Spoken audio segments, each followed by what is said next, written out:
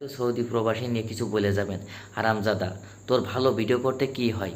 তোর এই একটা ভিডিওর জন্য প্রত্যেকটা প্রবাসীর বদনাম হচ্ছে। যে প্রত্যেকটা প্রবাসী মানে তোর মতন কামলা দিয়ে তোর মতন বলদে টুকিয়ে বেড়ায়। কে আর মানুষ বলদে টুকায় না? তারা তোর মতন কি ফাইলতো? না তোর মতন অশিক্ষিত?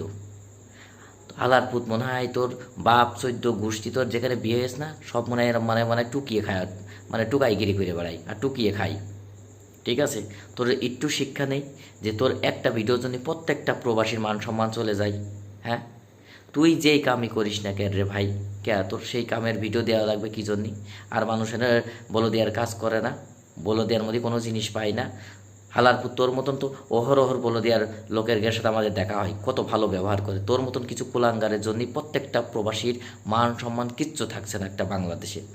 বিয়ে তো পড়ে থাক, বিয়ের কাছেও জাতি পাচ্ছে না তোদের মতন কিছু ফাইলতু প্রবাসীর জন্যে। হারামজাদা কনকের, ভালো হয়ে যা, ভালো ভিডিও কর।